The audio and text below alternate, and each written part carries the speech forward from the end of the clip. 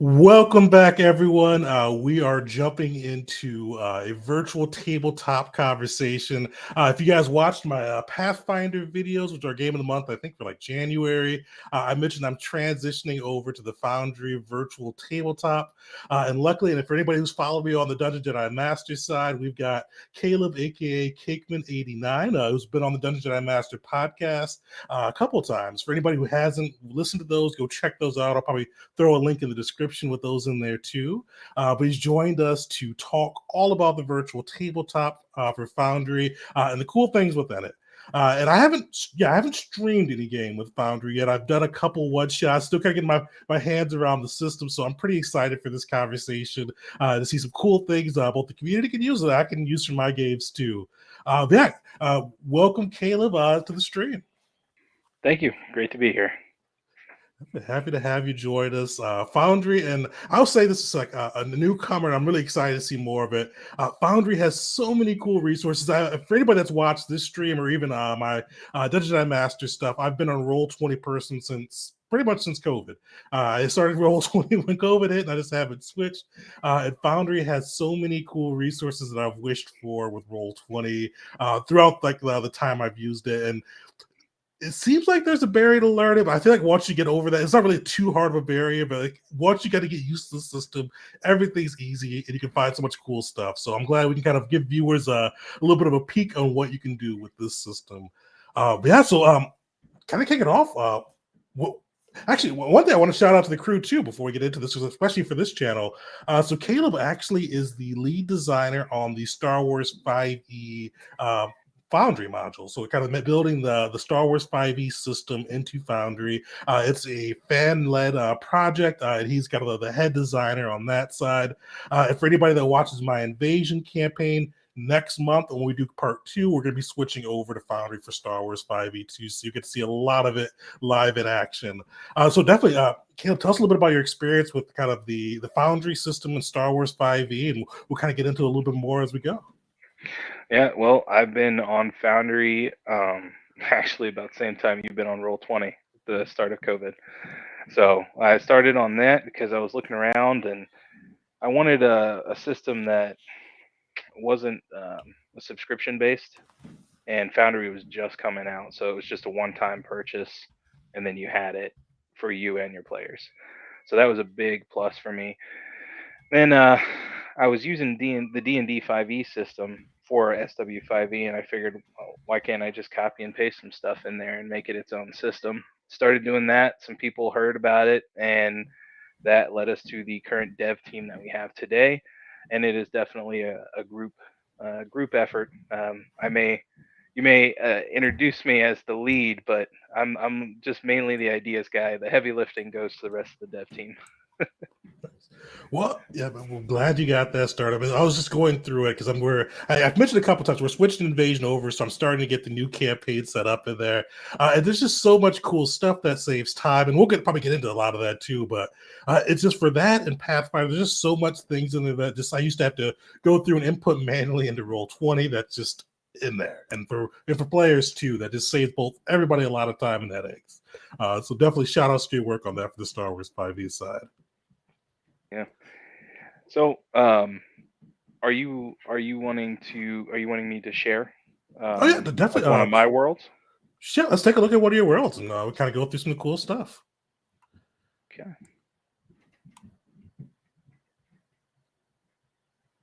So this is my Dark Nebula campaign that I run, and got the this is the home page. So whenever anyone logs in, I always have this active, so that this is what they come into. They can see where they are in the galaxy, what time period it is. Then they can double click on their characters and have them accessible right there from the screen. Then different places that they've been, they can click on and have the history of it right there in the journal entries and things. That's pretty. I want to say maybe intermediate, but the basic features you're talking about, they're going to be the walls, which I love walls. It's a silly thing to say, But just the fact that you don't have to worry about people's vision, or a fog of war, and going in and manually deleting it and everything. You can just set their vision, you can set the walls, and that is a huge feature, I think, in my opinion. And I'll pause here for any of our virtual tabletop noobs. What exactly is a wall in those terms? So there's actually several different walls. You have a regular wall, so that if, uh, just like it would be in real life, if a PC comes up to a wall, it cannot be gone through. They just come up against it, they can't move, and they can't see through it, right? Then with nice feature here called terrain walls, they're green so that you know what's what. And let's just do that. For them, you can see through the first terrain wall, but you can't see through the second one. So, like if you had a tree and you wanted to make sure that they could see that it is a tree, you would encase the tree in terrain walls so that they could see what the tree is, but they wouldn't be able to see past the tree. you know. So that terrain wall, very, very awesome in my opinion. It has saved me a ton of work, when you're setting things up, just so that you can see what's happening without obscuring it. Um, That's great. I know a lot of DMs have probably messed around, especially when they have that dungeon, epic kind of dungeon crawl, and want to make sure the players can see exactly what they want to see. And from what it sounds like, it's pretty simple to kind of set up on the fly, like even for like a kind of a quick map, right? oh yeah, absolutely. I mean, if you see here, you got the points on the end of the walls. So you just drag that to where you want. There is a feature, snap to point. So if you want it to snap to a certain grid point instead of just anywhere, you can turn that on. Um, and then you just double click on it. You can mess with all the settings for that wall. But if you're going through and you just want to make walls and you don't want to worry about settings, you would just hold down Control, click where you want it, and there you just have a whole bunch of walls. Nice. So that's definitely kind of one of the cool features there. One thing I'll kind of go back a little bit and ask, so you're able to kind of click on different spots on the map and bring up like points of interest for the crew. How did you build that into Foundry? You talking about the uh, like the journal entries? Yeah, definitely. Okay, so there are things called tiles. That's this setting right here, tile controls. You create a tile, and you can make it a either a video or an image. Which in this case, I did the planet of Mon Gaza, since that is where they went. And then there's a module called Monk's Active Tiles, and that module allows you to come in here and place a trigger. It says it's active, and it says anyone who clicks on it, this will activate. Then you go over to actions. It tells you what it does. You set it up that it will open a journal, Mon Gaza, for only the triggering player. So it'll there's a whole bunch of options you can do with active tiles. You can get very advanced with active tiles, even as a DM, because sometimes I have them set up off to the side. So if I want to make it so that a cascading effect happens, like a visual effect of an explosion and then the sound of a bomb, all I gotta do is click one thing and it happens. That's pretty sweet because yeah, you can do like sounds. I think you can even do videos. You said right? Yes, you can do videos. Yep. That's in. I mean, there are a ton of modules out there with videos already for you, and then you can upload your own. That's pretty sweet. Uh, how have you? Oh, what's a cool story that you've used that for? What type? Or when have you used that in your campaign? I should say. Well, um, when my crew was first, it was session 1 or 2 actually. They had boarded the vessel. They were fleeing Mon Gaza, and I had it set up to uh, turn out all the lights on the ship, make a thunk sound. A couple seconds later, it like did an emergency lighting like flicker, and then dim light came out, and then it also started the soundtrack of like a dark kind of soundtrack where it was kind of scary to hype it up. So all of those things happened when I just clicked the one tile. And so you can actually see that on my YouTube channel if you want. It's Dark Nebula Control Session 1 or 2. Okay, definitely. And while we're looking at that, what's the link to your YouTube? Or what's the name of your YouTube channel? I should say. It's Kakemen89. Oh, easy enough on that I, side. I have that market cornered. And for so the video for people watching live, I'll find that in a second and throw it in the chat. For anybody that's watching this afterwards, it'll be in the description. Definitely go check that out. I'll try to see if I can find that video in there too. Yeah, that's sweet. So those are definitely some fun features on that side. If we wanted to go even to a little bit more of a basic level, what's some of the cool things, just like kind of at like a core level? And I'm never sure. Have you ever used Roll20 before, or any of the other major virtual tabletops? I did not. That's probably one of my downfalls is I started with Foundry and I don't have any experience with the others. So I can't tell you unbiased what is good and what is bad about the other systems. All I can tell you is what Foundry does and does well, and you have to decide the rest yourself. I'm going to give you a couple of my favorite ones to see if we can kind of show it on screen too. Okay. I wish I started with Foundry to start with. I think Todd still, I'm going to blame Todd. He used Roll20 first, and I played that. And you started using Roll20 after we went to, after COVID hit, we couldn't play live anymore. Yeah, one of my favorite things. And especially if you played Roll20 for a while, especially if you game mastered it, Foundry builds in like spell radius or power radius into the power or spell itself. I don't know if you could throw up like explosion or anyone that has like a radius really, or a thing really. Let's see here. Let's target them.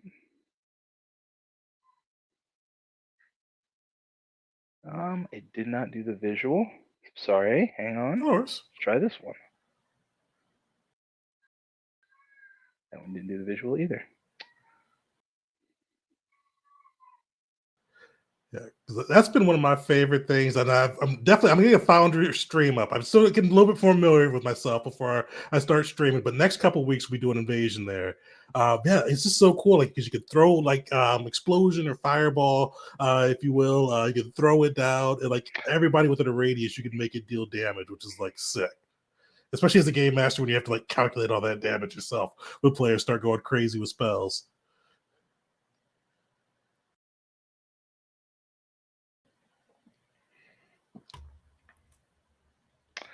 I apologize. It is not running for me right now.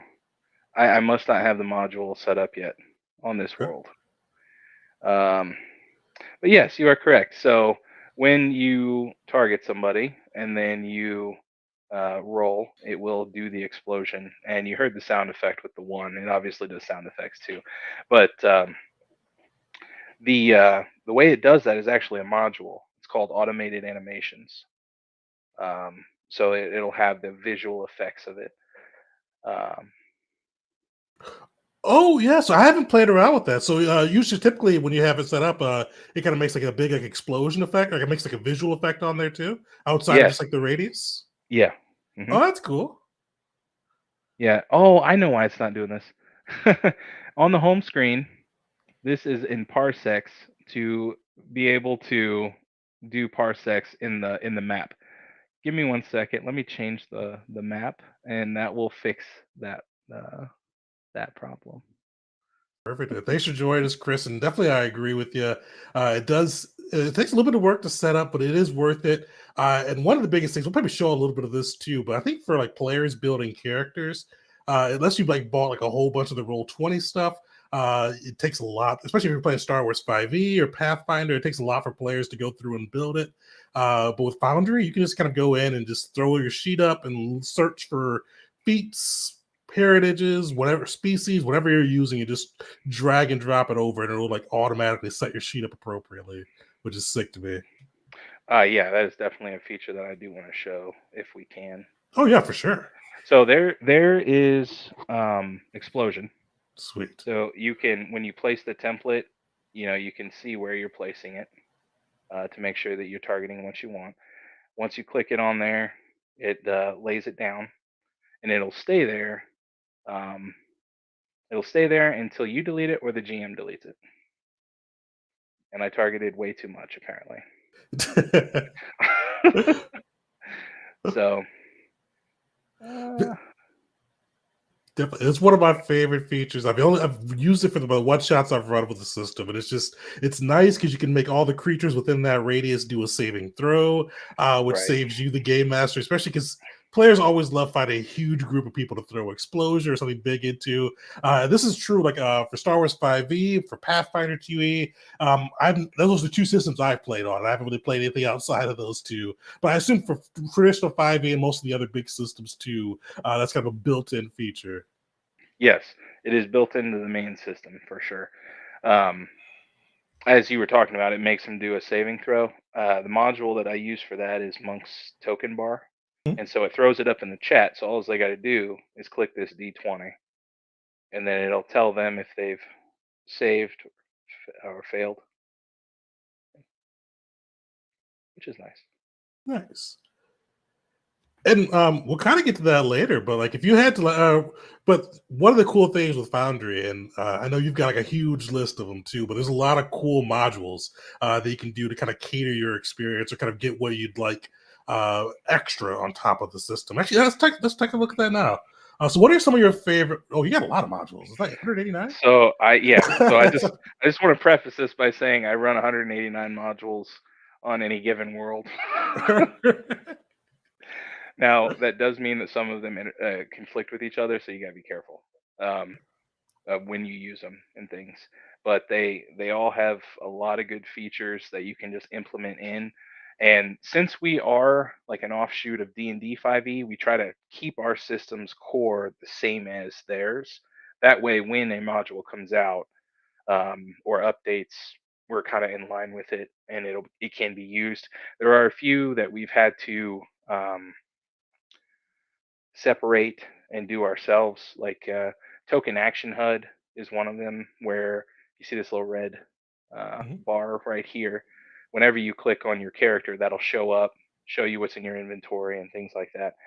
Um, that module we actually had to split off so that it will work with our system. We're still working out the bugs on it, but it should be out here pretty soon. And I'll bring up one of my favorite mods you told me about. Was one of my biggest headaches switching from Roll20 to Foundry. It's this one mod solved it. What's it called? The drag and drop or the drag mod? Basically, it lets you the mod that you told me that lets you like bring stuff from like a folder or whatever you have it and just Oh, plop it right into the screen. yeah. I think it's DF droppables or something like that. Something like, and I'll look at my sister because you or look back at our messages because I know you told me about that one, and it made life so much easier. When that's one of the things I like with Roll20 is you can just go and throw if you had a token or whatever it is, just throw it on the screen and have it work. This mod kind of brings that functionality back into Foundry as well. Yeah. So I mean, you can with anything individually, you can just Mhm. drag it out and it can come out. If you want to bring it out hidden, you hold down Alt and you drag it out. It comes out hidden. Um, and then with that module that you're talking about, you can grab a whole folder and pull it out, and it'll throw all of them in there. Oh, so I think we're talking about two different ones. I didn't know about that one. Oh, okay. So this one you can kind of throw a whole. That's good to know because I usually make my encounters in folders, so that's easier to work as well. The Yeah. one I was talking about is if you had like a folder on your PC, like a regular like Windows folder. If you had like an image in there and you wanted to like throw it onto the Foundry virtual tabletop. Okay.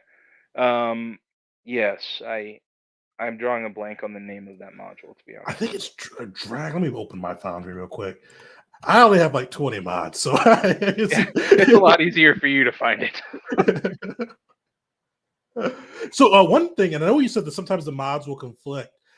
Does having like a lot of mod, or does it matter how many mods you have active when it comes to kind of the system running smoothly, or kind of anything along those sides? Uh, yeah. I would say when you have a lot of mechanics running at the same time, it's gonna have a drag, especially on your if you have a potato, it's gonna have a drag on it. But I typically out of the 189 that I do, I usually have right around 100 active at a time. Okay. And all of my players, I have a player that's using a Chromebook, and they're able to run it. So it you know the I wouldn't say I would run a whole 189 at the same time, but it does have an impact when you start getting up over 100. Definitely, and actually, that's kind of a good question I'll ask, especially with the Chromebook, because I know some of my players when we've done the one shots. Is there anything you'd recommend if like players do have like any load issues or anything like that for either the player or the one that's hosting the world to do? Uh, yes. So you can download a mod to do this for your player or the player if they can get into this point where they can bring up the settings and configure settings. Mhm. You can bring this down. So you would want to scroll down here to performance mode Okay. and change it. Change it to what you think your PC is capable of.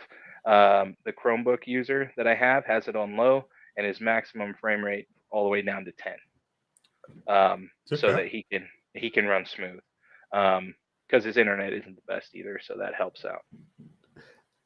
That'll be useful. That came up just yesterday or Thursday now when I was doing a Pathfinder one shot with one of my players. He had to turn off his dice because it was giving him a little because we had the 3D dice so nice, which is another really Dice cool so mod. nice. Yeah, he had to turn that off because it was just slowing his internet down. So I have I to will tell him say about that that one. performance mode. Yeah, do that, and then Dice so nice. I think my settings on that, I have it doing it fast.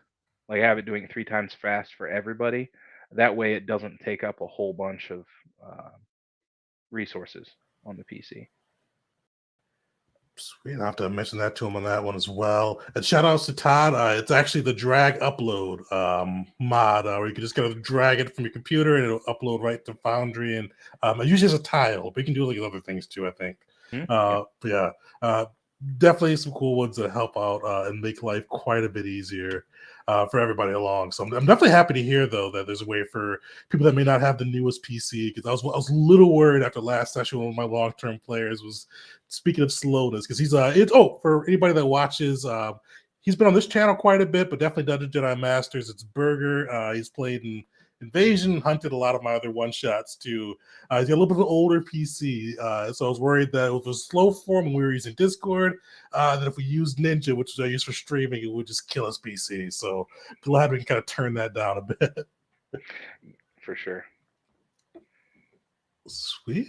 So what are the so let's kind of go through like some of the other cool features with Foundry. One of the things I think people will like, and we touched on this a little bit too, is just kind of showing how like the character sheets work. Because this is one of my favorite things, especially for complex. Star Wars 5e can be considered complex too, but Pathfinder, Star Wars 5e, where there's a lot that goes into building a PC. I think Foundry does a great job of just making it so they don't do a bunch of typing or configuring. Like the system will help it like build yourself out. Yes.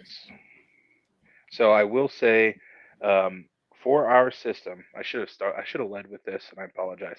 For our system, the absolute essential module that you must have is Dynamic Active Effects by T. Posney. Um, that module makes it so that when you are building your character, the changes are being added into the effects portion of the character sheet. So if we want to go through and make a character just to show Yeah. how that works, okay. What do you got for me? All right. Let's go. Let's go with my favorite Star Wars species. Let's throw a Barabella in.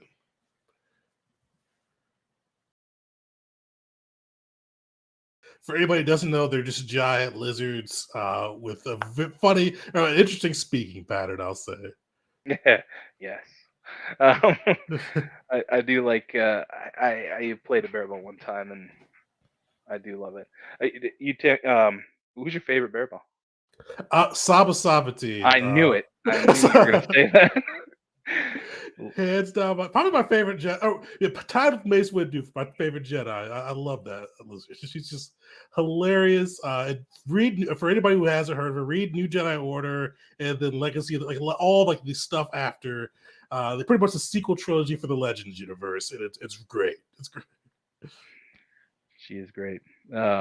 So what I should explain, if you want to add things, you go in here to the compendium section, and you can either search the compendiums for species and open that, and then search for barebow, and then you would just drag and drop onto the character sheet. It would go in there. There is a module called Quick Insert, which is what I'm using. So you would hold down Control, hit space, and then you can search all of the compendiums at the same time for that item. Oh, that's really cool. So let me go. So that was called Quick Insert, and you hit Control what? Control space bar. Control space bar. Okay, I'm gonna have to steal that one. Yeah. Because that's be nice for not having to keep going back to the compendium on the sheet each time. Yeah, it's so much faster. So we got Barebow, and what class do we want? Let's keep a bearable thing. Or should we go Slava Sabati? Let's go Guardian. That fits her. Guardian. Go level 4. And one of the cool things for anybody who's just like not paying super attention, but you see it added in like the hit points too. So you're starting hit points for the class.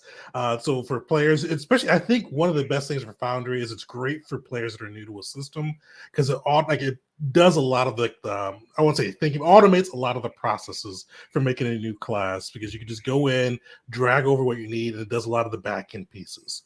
For new players, they'll still read the book, but like it does aid and lend a helping hand, I'll say. Yes, this is actually something that came out in version 10 of Foundry. We didn't have it before this. So it's called Advancement.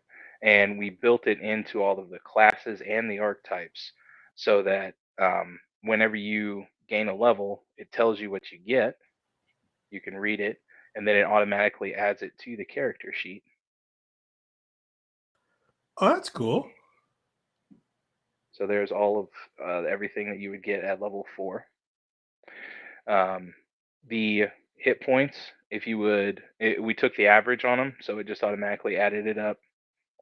We didn't do any ability scores, so if you had more of a constitution, it would automatically include that in that calculation. So you don't have to mess with hit points if you're doing all of your rolls here on Foundry. I do know a couple of DMs that switch between Discord and Foundry, even for like the level up rolls for the hit points. So if you do that, you will have to go in here and manually fix that. And speaking of Star Wars 5, I think we picked one too, but I know I'm bringing Invasion over, and one of which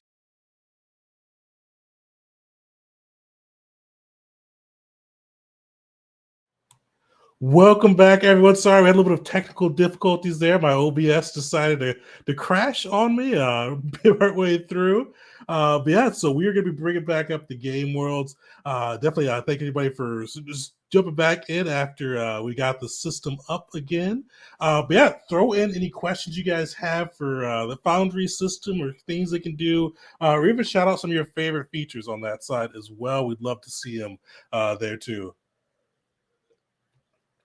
Yeah, so and one of the things, and I know it kind of glitched out as we were going through the character sheets. I'm not sure where everybody got cut off, but there's so many cool things that the character sheet can do on that side. So I hope you guys got to see us bringing over the species, the class, going through the different level up features, and talk about the fighting styles there, because it's just really one of those things I think saves players a lot of time and especially a lot of, I won't say guesswork, but kind of it saves them some book work, I'll say. So they don't have to go through and find every little piece. They look for the feature they want, bring it in, and it kind of helps automate the sheet to do what they need to.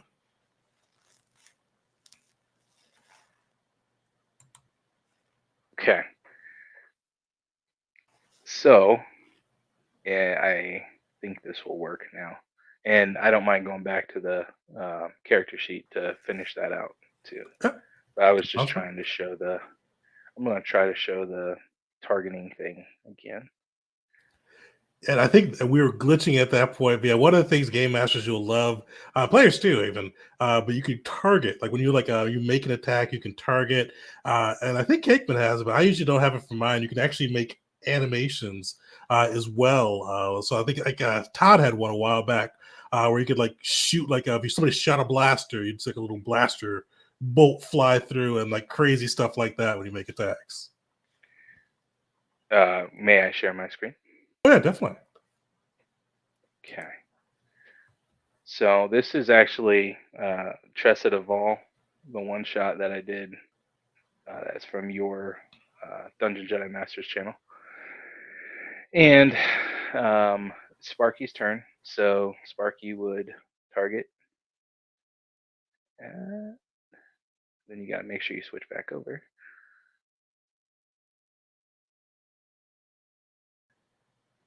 Oh, man, I hate it when players don't reload stuff. And that's another cool feature it can do too. It keeps track of your ammo with shots and all that. I know some people don't like to do some of the more nitty gritty like management campaigns, but Foundry kind of makes it a little easier on that side too. Okay, let's try this again.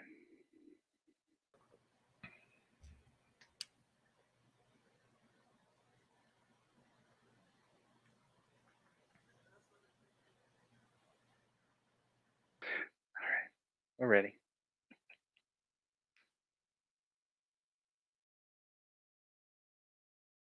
So right there is what you're talking about. We target them, and then over here at the bottom of the chat, it says it misses the person. Nice. And I just threw in General Grievous just because he was easy to just grab and throw in there. But they would be able to know that they missed, and you can also like say this was a surprise, like they didn't know who this person was. Uh, by appearances, they should know who it was, but say they didn't. You can actually mask that for them so that it just says unknown creature. So they Oh, would still be able to see the token and have your description as the GM, but they wouldn't be able to see the name of whatever the NPC is that they're fighting. that's pretty sweet. Uh, and one of the cool things, let's see if we can do another shot and see if it'll hit. Because one of the things I think game masters will love on this side is they do hit. You could roll. Actually, I don't even think you have to hit. You like roll damage, and you could just apply it right to the token without having to like go in and do math yourself, or even go in and just do the minusing. You can just have it work right away, which is sick to me. Right. So there are two ways to do it. One module actually has buttons here, so that when you hover over the damage, it has buttons, just like little icons, and you can click those. Or core is you can right click on that and then click apply damage, and it will take it right out of their hit points. It's definitely one of my favorite things. Like that, the target piece and the radius for spells and powers were two of my favorite things when kind of coming over to Foundry, because it's one of those things with the target piece is trying to remember all the damage where you're trying to keep combat moving, and for so many games where we've got like a radius. Like it just gets slow down gameplay when everybody tries to like figure it out and roll 20 and try to drag something over and count squares and all of that craziness. And this just completely removes that as a barrier, which I'm surprised Roll20 doesn't have it, but I love Foundry for having it. Yeah. This is one thing I probably should have asked you this from the start. But how with Foundry, because one of the big differences between Foundry and Roll20, as you mentioned, that it's typically, I mean, it's a flat fee. You just buy like the system, which I think is like I bought it. For anybody that wants a really good deal when you buy it, Black Friday they usually do like half price. That's when I bought mine. How much is it usually? Like $80? 50. 50. Okay. So yeah, great deal there. But one of the big differences with kind of buying it no subscription fee is you either have to host it yourself or use a hosting service. How do you usually handle your games with it? There is a Oracle Cloud service that is completely free, Oh, okay. and so I have it set up using that. You can find the link in the SW5E Foundry Discord. Um, sorry, Foundry Dev Discord. That's what it is. But if you just search Oracle, you'll find a link to it, and it has a step-by-step instructions to walk you through how to host it. Once you do that, it's free forever, and you can put it. I think it's up to like 12 gigs of RAM and things like that. So the server itself will have absolutely no issues. The only issues will come if your players have bad internet or a potato. Okay. That's pretty sweet. So, for people that are watching it live, unfortunately, they won't have it in this one, but in the video, or once we get on the video on demand, I'll throw a link to Oracle in the description, so anybody can go take a look at that. I've I was with the lazy man just paid some money for Forge as well, which Forge, especially if you're coming from Roll20 and have the funds and are okay spending a little bit of money too, it functions very similar to that, with you can kind of send out links to different game worlds you're running, especially if you play a lot of different games. That's helped me too, but I'm gonna have to check out Oracle. It'll save me like, forgot whatever the storyteller package on for Forge is. It'll save me that. I've never actually used it, but yeah, I know it's a monthly subscription. But yeah, it's free, and I think Todd set his up like a week or two ago. Okay. He was messaging me about it. So yeah, it's definitely the way to go. Even from having a decent server resource, it's really good. Nice. Um, I used to have it on AWS, but AWS is only free for a year, I think, and then they start charging you, and it was a outrageous amount that I was getting charged. So that is how I do it. I know you can do it from your PC itself. You don't need a server or anything like that. But that, again, that's going to depend on your internet connection, your PC, and if it can handle it. Yeah, I did my first one shot when I bought it, like bought Foundry probably like 2 years ago, or about 3 years ago, probably, right after Black Friday hit. And I bought it and I used it, or read it off my PC. Unfortunately, my dog, like my dog, I've got two big dogs. I saw them on the stream one day, but my dogs ran through and knocked the router out, and it just crashed everybody out of the game. Usually, it would crash me out of the game, but I can just reboot and get back on. But if you're using the hosting without having like Oracle or Forge or something like that, it's completely your computer hosting. And if you get knocked off or you're not on to for people to build character sheets or whatever it may be, like you always have to be in the system for it. So I definitely recommend using Oracle, Forge, whatever it may be, just have a hosting service to get that off of your hands, even if you have a nice PC. Unless you have like a Absolutely. dedicated server PC, which some people do. One of my Yeah, friends says that. Master PC race going on there. Yeah, he's good. He's definitely a PC gamer. Whenever he gets his one of his PCs ages out, he basically makes his new server PC. So he can do whatever he needs to. Nice. Okay, so back to going to the character sheet and going through that. We added the Guardian class, went through all of the advancements. The nice thing is when you click on the class, it does give you the description.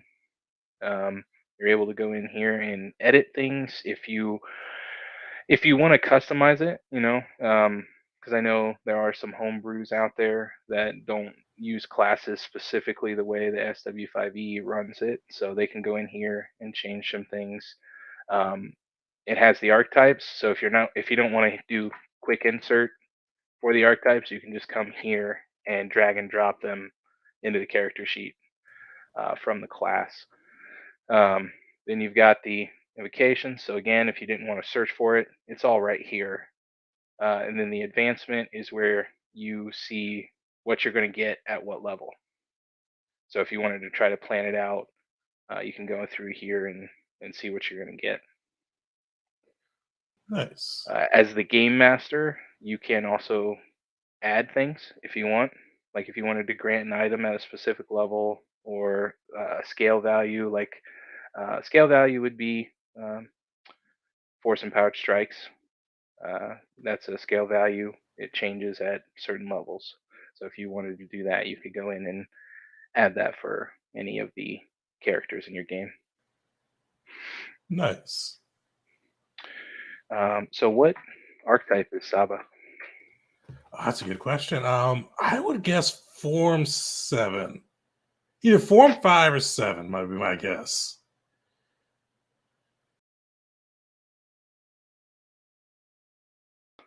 Let's go Mm, with what's the Gojuyo form for that one. okay.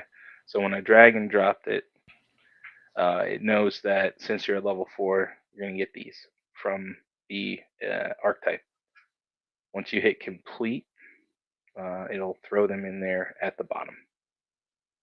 Nice. So you'll see those. Um,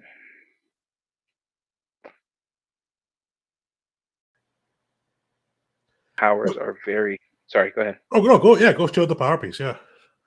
So powers, powers we originally had as each like a tab up here. It's each Mhm. individual tab. It got pretty cluttered pretty quickly because of force casting, tech casting, and then all of a sudden superiority was a separate thing. So now it's all under power books. If you have force powers, they're under force casting, tech under tech casting, and superiority die under superiority. Um, if you have the token action HUD, they will show up here when you have it selected. When you have the character selected, they will show up there, and you'll be able to use them. But if you're looking for it just on the character sheet, it's under power books. Perfect. And one cool thing, and I think we can do this both for powers and show kind of powers as well as inventory. But like you can just kind of go in and drag the power you want over for your PC, as well as like if Saba's using a Great Saber, you just throw that in. Versus because my players have spent a lot of time on Roll 20, where they have to go through, especially for Star Wars 5e, where a lot of it isn't able to be compendium and go through and actually like manually enter it in. So I know they're probably going to be pretty stoked when we convert Invasion over to just be able to like drag and drop. Yeah, that. I mean, some of us had to manually enter it in for this system, but we only had to do it True. once. So,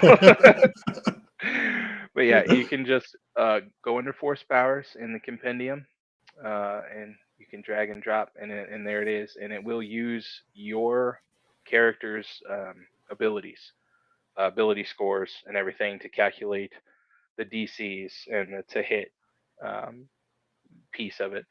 So all you got to do is drag and drop, and that's it. That's definitely been one of my favorite features. Just kind of playing around with it myself, even like for build. And oh, one of the really cool things too, as well, especially if you're a Star Wars 5e player, or even if you're Pathfinder too, because the Pathfinder rules are free, kind of like Star Wars 5e, so they're all in there. But the monsters are built into the system, and you can just bring. Like I think you guys have all of Fisto's codex and all the ones that are on the website, right? Correct. So Okay. under monsters, you Mhm. have that's Scum and Villainy.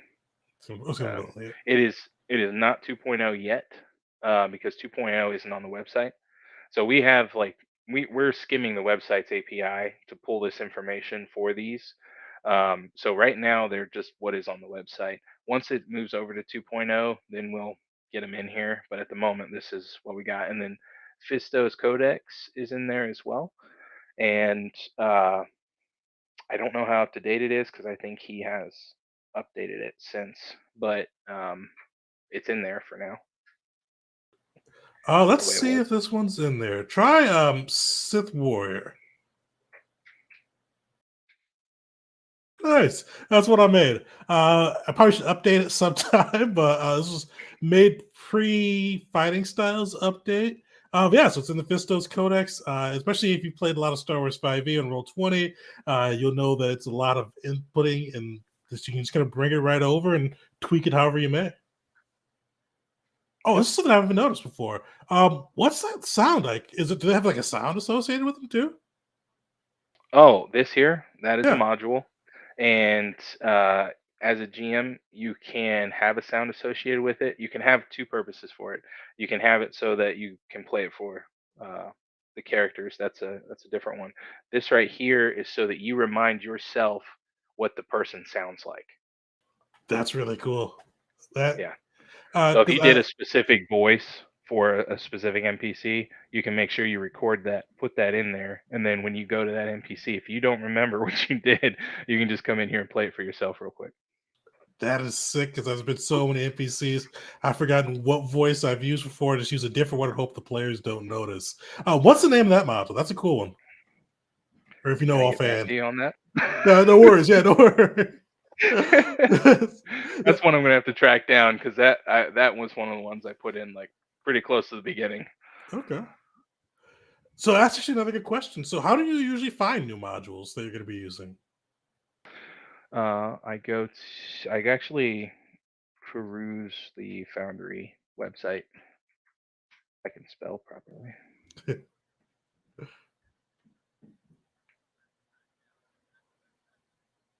There's a section on here under systems and modules, and then add-on modules. They have Okay. 2063, right?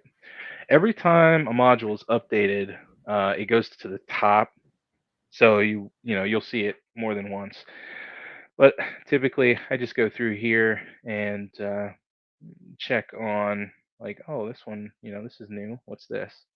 Monk sound enhancements. It has playlist enhancements, and I just go through it and read it.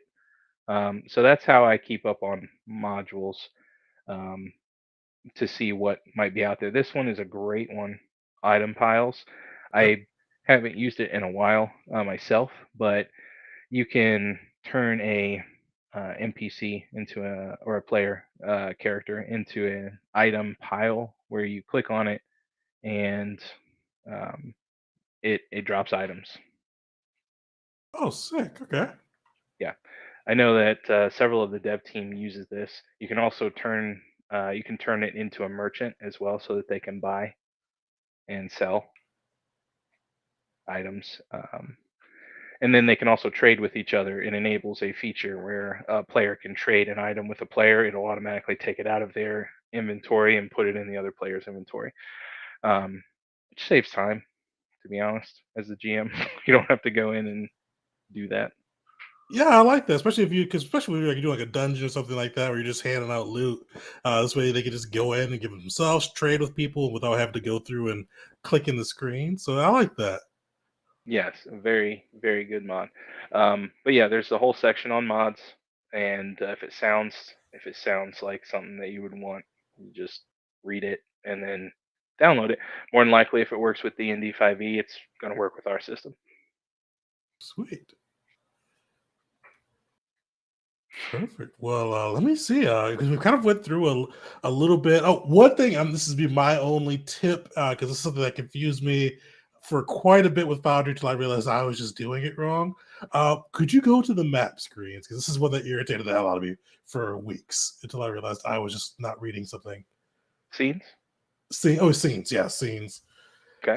Because one thing when you're placing down a new scene, if you don't get rid of the map padding, you'll see white squares around it. And that Yes. irritated the hell out of me. I'm like, how do I get rid of this? Like, I'm trying to make the map bigger to get Okay. rid of it. But Yeah. So you're talking about this area right here oh, so that yeah, so is, yours is like clear. See, mine always had like those white squares. I hate. There, you probably have like a set, or probably if we go to the settings and see what you have on there, yeah. just to show the crew. So let's see here.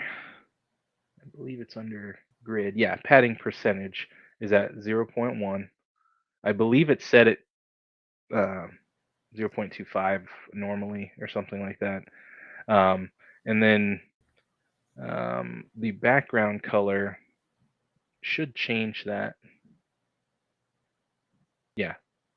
So I'm not sure why were showing up white, but that's my padding. And then what I would do is I would just go in and I would wall off the edges of the map. That way they can't see past it. They can't go past the edge of the map. But it's nice for me because, like, right over here, I have one of my active tiles that I was ready to click on to have something happen here. So the players would have a visual and a sound effect. So it enables me to be able to put this here. They don't have to see that writing. They don't have to see the blank tile, which are all things that you could make invisible, sure, but this padding enables me so I don't have to do that. That's pretty cool. So I've just been putting it down to 0, so I don't have to see the white around it. But yeah, I hadn't think about putting like different tiles or sequences. So for Invasion Part 2, you may see some cool stuff depending on how much time I put into it. But one Oh thing yeah. I'll ask you there too. How much time do you? Because I know you probably have experience in it, but how much time do you like put into like kind of making some of these sound effects and visual effects, even with kind of your expertise in the system? Uh, well, it depends on what I'm doing. If I'm doing a one shot, I don't put a whole lot into it. Mhm. But if it's my campaign, I'm gonna spend some time on that. You know, um, with this, I did the most I spent time on, which was funny, was the briefing room because I wanted to be able to do like uh, this visual here and to take it away. So So, it flickers on the hollow map and then it flickers it away um, when it oh, turns that's off. cool. So it took a little bit because if I go into the tile itself, you can see the triggers that are involved. There's a decent amount of triggers. Yeah, So you gotta Invasion you team, if gotta you're watching, don't expect any of this. Don't- Now, I do recommend if you're going to use a module, this helped me a lot. If you're going to use a module, look on YouTube to see if there is any tutorials for that module. This is Monk's Active Tiles. There is like 2 or 3 tutorials on it from different people, and they explain how to use it very well. So it will save you time of having to sit here and fiddle and try and figure it out yourself. So utilize that resource of YouTube is definitely one thing that I would recommend. Even for Foundry itself, um, there are several tutorials that are just the basic, like here's how you do a wall, or here's how you do a drawing, or anything like that, lighting in the space. So using YouTube to look that up is definitely a good thing. Definitely. And one thing I'll kind of ask you, I've seen it, a lot of the modules you use seem to be from Monks. Is Monks kind of like a trusted brand, you'd say, for kind of the Foundry modules? Oh yeah, yeah. Anything from T. Posney and Monk, Iron Monk, I wholeheartedly recommend. I use MIDI QOL from T. Posney, and that automation, you've seen it in the chat when I would, uh, roll something. That is a lot of that is from that module, and then Monks has some great modules. Let me bring them all up here. So active tile triggers is the one we were just talking about, where you can throw down a tile and have it trigger to do something. If somebody steps on it, it'll trigger. If they click on it, it'll trigger. You can set it up to do whatever you want. Oh, so they even trigger Uh, if like somebody's token goes over it too? yeah, That's sweet. Okay. yep. Like you don't even have to ask them to do a dexterity saving throw. They will walk over it. The game will pause, and then it'll ask them for a dexterity saving throw. Perfect. And then you can get pretty advanced and say if they save, then this happens. There's or if they fail, there's an explosion, and a visual explosion where it shows and makes a sound as well. So it can get pretty advanced with that. Uh, Chat timer. I don't use that a lot to be honest, but it is kind of nifty. Combat details. That is something I believe was parted out. Yeah, it allows combat to run smoother. So there's some. That's not what I wanted.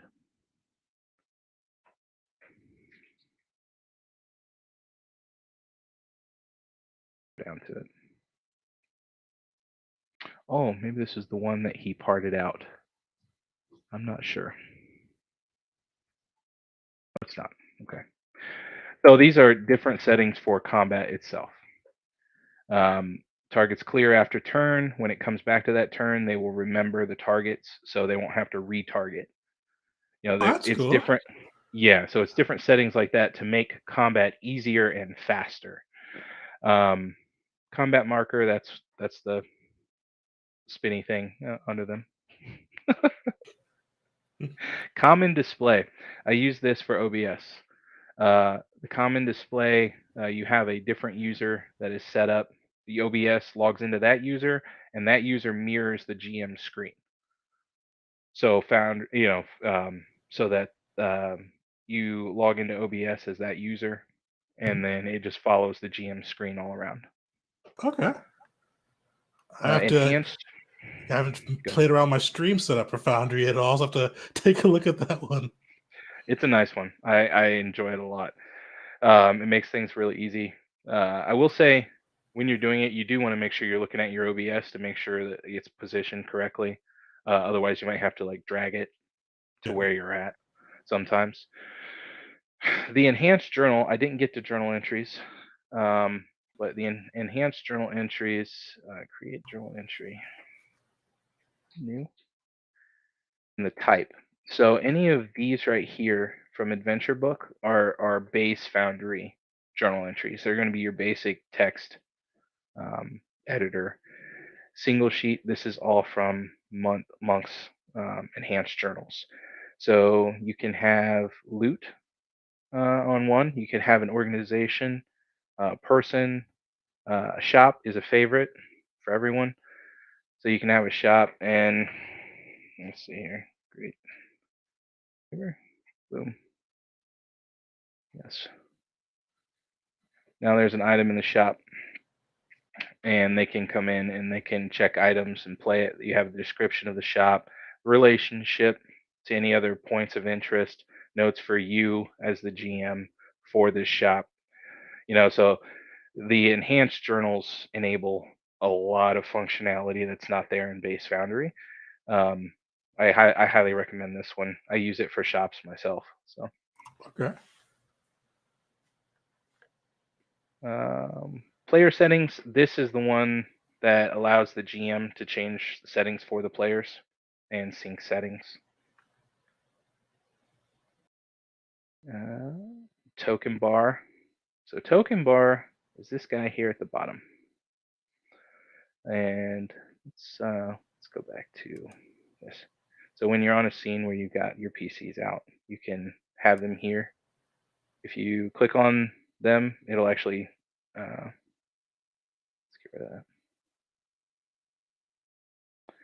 It'll take you to where they are and highlight them. Okay, that's so you pretty don't cool. have to you don't have to search. Gives you you can edit these too if you wanted more than just their AC and their passive perception. You can add it, or you could take those away if you don't necessarily want them.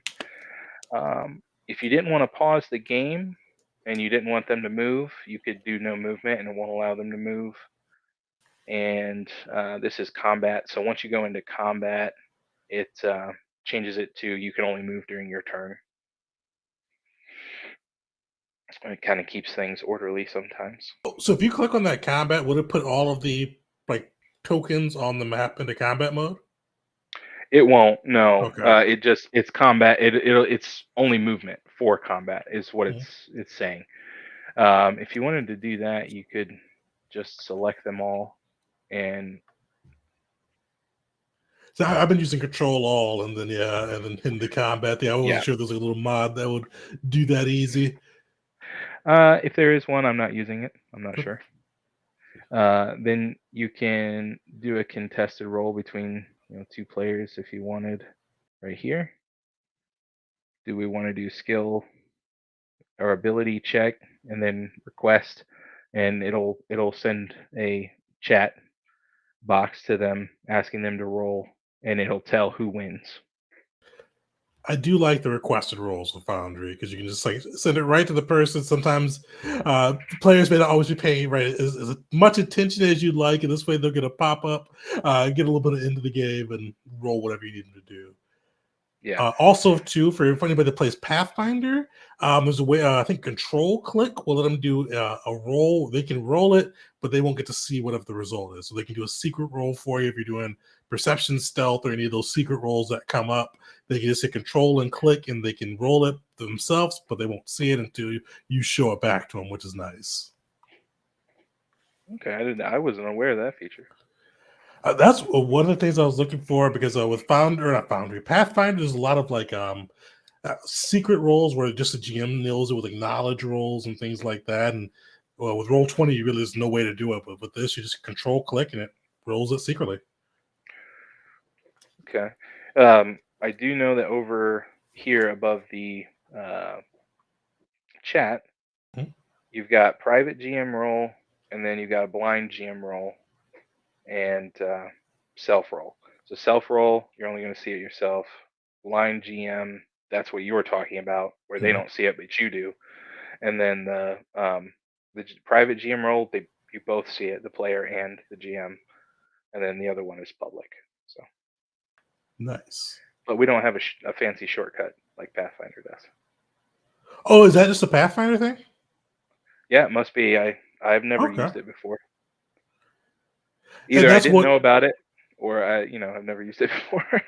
one thing I'll say with the viewers too. Each of the different game modules, like they do play differently. So I wasn't sure if that was like a Foundry thing or like a Pathfinder thing, which probably just sounds like it's just a Pathfinder 2e thing.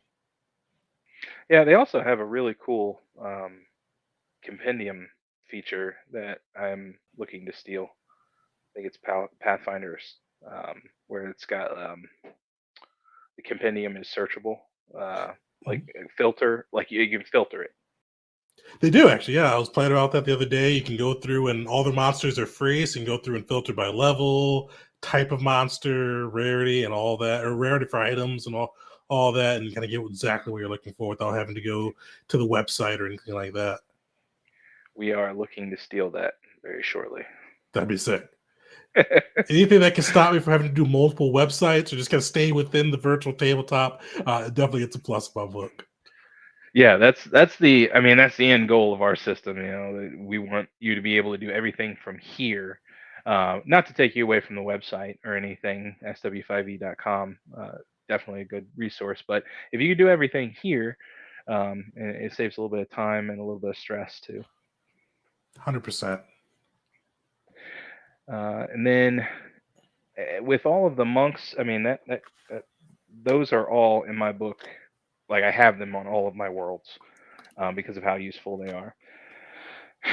Let me say, do you deal with conditions a lot? Yeah, definitely. So combat utility belt is a mod that allows you to have a condition lab, and when you say put that condition on a player,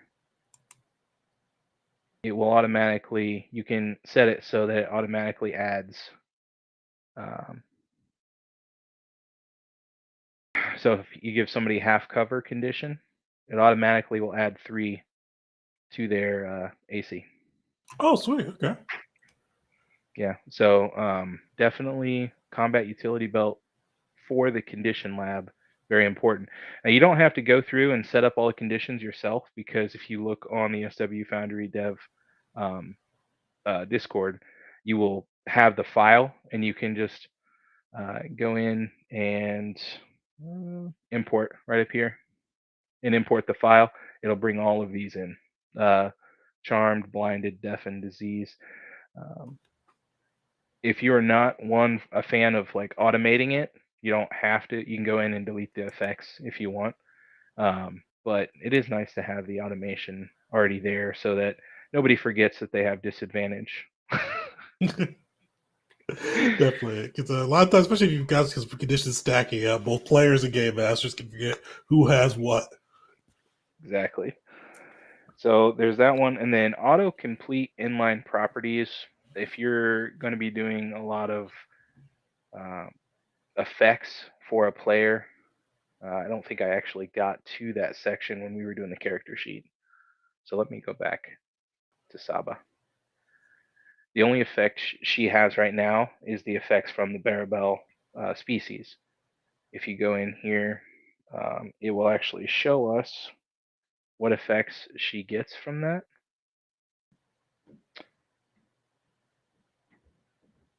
So it's right here. It's overriding this field to Barabel. Make sure that she's medium and make sure that they have 30 feet of movement. Dark vision is set to 60. Proficiency and survival. So these are everything that's in effect. If you go and you try to change these things without changing the effect, it will not let you. It Okay. says it's being modified. So if it's being modified, you're coming to this tab, the effects tab, to see what's modifying it. And if you need to modify it from there, you can certainly do that. You can go in here and change it to, you know, 50 or whatever you want to do. Submit change. Now she's got 50 feet of movement. Sweet. So if you are going to be looking for a lot of effects, this is going to be the attribute keys. Autocomplete inline properties gives you these keys. You can start typing them out, and it automatically um, starts going through it, like right here. This is autocomplete, so it'll search it for you. In other words, DF curvy walls. What's that So do? have you ever had a round building before? Oh yeah. Okay. Have you ever tried to do walls on a round building? So I haven't done the walls yet myself in the game, so uh, definitely this will hopefully help with that. Yes, for sure. Let's see here. Go ahead and refresh because I didn't have it on for some reason. So it gives these nifty buttons here. If you're going to do a complete circle, you would just drag it out. You can add more points in order for it to be a little smoother, or less points if you don't. And then once you get to where you are, you just click the check mark, and there's your walls. Sweet. So instead of you trying to click every tile all the way around, you can just do it. You also have this if you want to do weird curves. You got it. So that Nice. module makes curvy walls very easy. And Perfect. then Well, I do as want to we're mention. oh, go ahead. Yeah. Go ahead. Oh, so uh, as we're kind of getting closer to the end, though, with has there any other major modules you'd mentioned on the side? Quick insert. Tokenizer I use for function, definitely. Tokenizer makes it so that, let's bring up Saba again. When you click here to add, you can add the avatar and then the token over here. Okay. And you can actually pull it from URLs and things like that. So Tokenizer is a great resource in my opinion. And then for fun modules, automated animations, 100%, so that you can have the blaster bolts flying and the lightsabers flashing and everything going on there. Um, dice are nice, you already mentioned. So I do like being able to see the dice, even though I'm not physically rolling it. But one day, once Pixels is done with their Yeah. setup, I'll be Back able to that do one that. too. So one day we'll have that one. Yeah, yeah. I think about 2 years we'll get it. Yeah. Um, but the health estimate, I don't know. Do you describe as a GM? Do you describe how someone looks? Yeah, I usually Um, just use like bloodied and like the old like 3.5 or 4E ones for that. So bloodied and I say rough for a quarter HP usually. okay, so you can actually set up health estimate so that if it's at a certain percentage, it'll say Okay. something when you hover over them. So a player Oh, could hover over and it'll say that person is badly injured. that'd be nice. It does take away from some GMs I know that want to be very descriptive, so you don't have to have it if you don't want it. But it is nice for a player to be like, okay, well, what does this guy look like to Yeah, I mean, decide, because yeah, I usually use the bloodied and rough ones. So I can just have it say bloodied, and if they're 50% and rough, if they're 25, so save me some time in there and the player some time as well. right? Small time and simple calendar. Small time is this module right here. It gives everybody what time it is. You advance it as the GM, and then simple. calendar. I don't have active on this because it was a one shot, but that is exactly what it sounds like. It's a Star Wars. You can set it up so it's a Star Wars calendar, and then it tells on what days you can put notes in there on what happened. Everybody can go back and look at it. I downloaded that one. I'm gonna have to download it for Star Wars 5e or enable that module for my Star Wars 5e world too. But I did that for my little homebrew world. It's nice because especially if for game masters, it can be hard to keep track of like what day everything is with everything else is going on, and you can just pick a day, start a campaign, and just keep advancing it as you go along. Yeah, it does help when trying to remember things. You know, like how long have we been here? Give me a second. Token flip. Okay, I can't showcase this one, but I love this one because my players love to do tokens off of Hero Forge. Mhm. So they do different stances, and then they'll have like 4 or 5 different stances. And token flip allows you to just with the click of a button flip that token to a different stance. So they'll have a normal stance, and then they'll have a combat stance. I got a player that has a sleeping stance, so that when he goes to sleep, it's just him laying on the floor. That's cool though. So, That's cool. so I definitely like that one. And then torch saves a lot of time because you don't have to go in there and manually change like, oh, it's 20 feet of dim light and or 20 feet of bright light, 40 feet of dim. They click that and just automatically turns it on, and then all you got to do is just tell them to keep track of their glow rod. Sweet. Last one I will mention. Actually, I'm going to mention 2 more. I'm sorry. I'm trying to No get worries. done. Yeah, there's so many cool mods with this system. There are. I mean, yes, there are. Token attacher. So you can attach anything to a token, walls, a tile. You can attach anything to the token. When the token moves, it will move with the token. So for an example, one of the things I used this for was an NPC that was large. I put terrain walls around it so that they could see it, but they couldn't see past it. And then I attached those walls to it, so when it moved, the walls would move with it, so they could still not see past where it was. Nice. Wall height and levels. This is from a author of a module. I think it's Z Ripper or Ripper 93. Um, levels makes it so that you can have different levels on the same scene.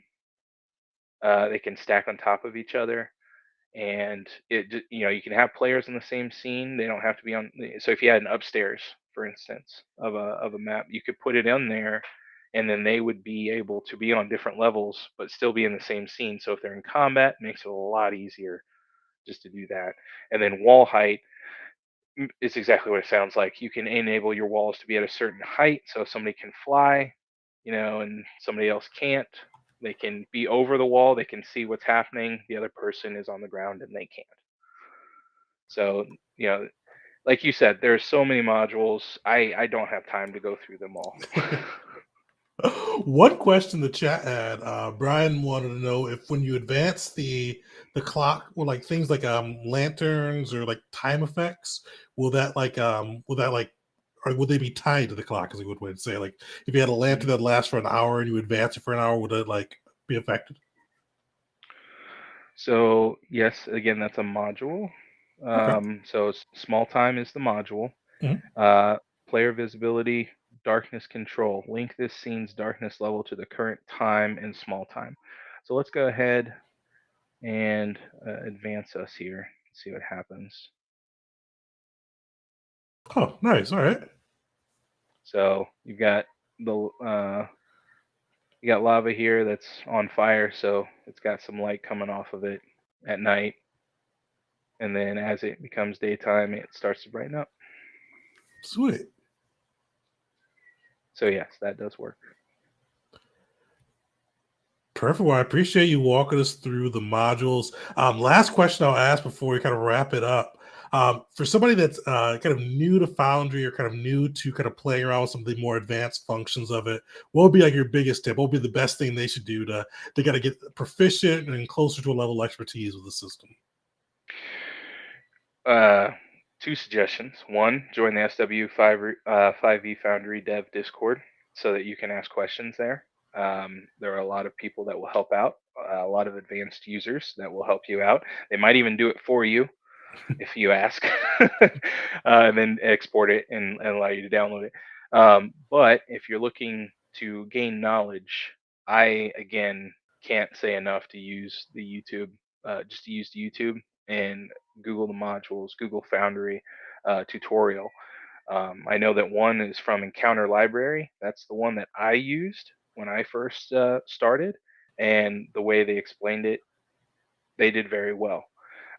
So it enabled me to have a base knowledge, and then everything else was just me playing around with it, trying to learn. Solid. Well, we'll try to throw those in the description too for those who are watching this on demand. Yeah, I wanted to thank you for coming out, man. Before we wrap it up, though, I do want to give another shout out to your YouTube, which I'm throwing a link in the chat now as well. I know you're going to be getting your Patreon back up and running too. Give us a little bit about what that's going to be about. So I just noticed that there was a lack of top down when it comes to Star Wars. So I am going to be doing probably some obscure Star Wars top down tokens. I've already got a Salvax on there. Some people are probably like, "What is that?" But that's from the planet Larator, and again, that's an obscure thing that who would have known unless they went and did research on the planet Larator. So I'm going to be looking into having modules like that. Or I'm sorry, modules. Here I am. Top-down tokens based on that. And I've got a Discord for that as well, for maybe some freebies to give to people. I know I already have some freebies on there, and also some suggestions, maybe feedback, so that I can make it better for everybody. Nice. Well, I'm gonna throw the link in the chat too. I threw his YouTube in there. Go check that out. But definitely check out the Patreon as well. And then I'm gonna throw in the ones too. If you've never, if you're can't follow me from this channel, check out some of the podcasts we've done with Caleb Kakemen on Dungeon Jedi Masters, talking about the Foundry as well as some other resources there too. I'll throw those in the description link.